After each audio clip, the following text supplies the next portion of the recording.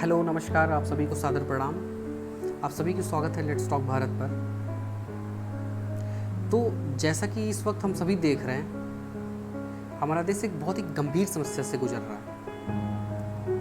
देश की political capital से लेके देश की इकोनॉमिकल कैपिटल तक जिस सबसे गंभीर समस्या से ग्रसित है वो है ऑक्सीजन की कमी, और इसका असर गंभीर रूप से बीमार मरीजों पे पड़ रहा है। अभी हाल ही में हमारा देश दो ऐसे हादसों से गुजरा है जिसने पूरे देश को गहरे सदमे में डाला है। एक, दिल्ली के गोल्डन हॉस्पिटल में ऑक्सीजन की कमी से एक रात में 20 लोगों ने अपनी जान गंवाई है। वहीं दूसरी ओर महाराष्ट्र के नासिक में ऑक्सीजन लीक होने से 22 लोगों ने अपनी जान को खोया है। सोचिए कितने दुख की बात है, लोग अपने परिवार के चिराग को अपनी आंखों के सामने बुझता हुआ देख रहे हैं। ये पैंडेमिक है। आखिर क्या कारण है कि हम देश में ऑक्सीजन की आपूर्ति करने में असफल रहे, जिसकी वजह से लाशों का जंजाल बिछ गया। उत्तर प्रदेश की राजधानी लखनऊ में तो ये मंजर है कि वहाँ हॉस्पिटल ने पहले ही एक बोर्ड लगा दिया है, तो oxygen is out of stock. कोविड-21 का ये आलम है मेरे भाई कि लोग इलाज के इंतजार में मर रहे हैं। पहले लोगों का इलाज होता था, इलाज के चलते मरते थे, और आज इलाज के इंतजार में लोगों की मृत्यु हो रही है।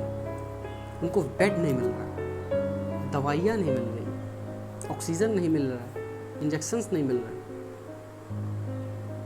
और जिनको बेड मिल भी रहा है उनकी जान को बचाने के लिए इतनी मशक्कत करनी पड़ रही है कि डॉक्टरों के पसीने छूट जा रहे हैं।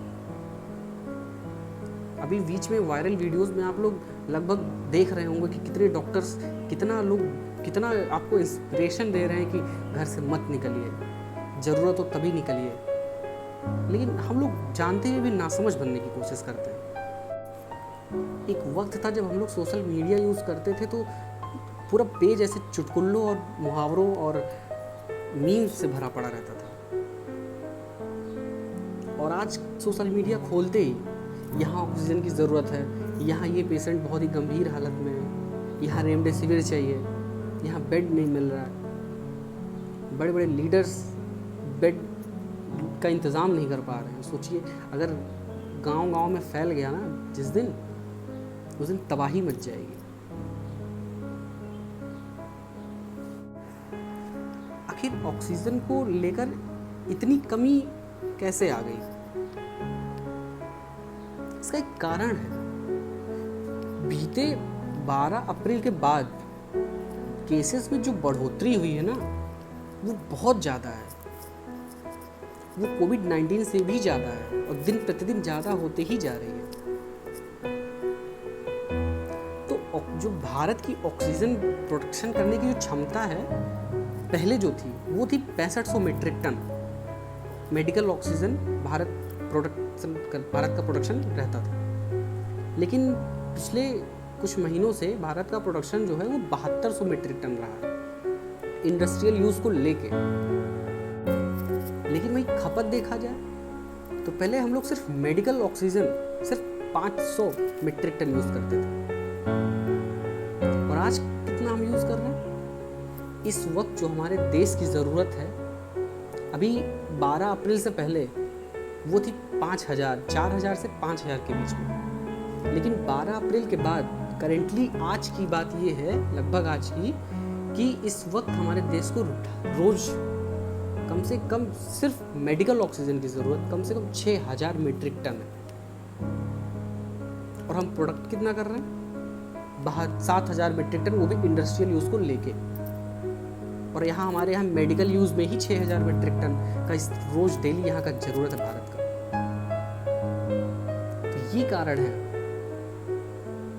ऑक्सीजन का प्रोडक्शन कम नहीं हुआ है, बीमारियाँ बढ़ी हैं, पेशेंट्स बढ़े हैं, हम लोग की ज़रूरतें बढ़ी हैं।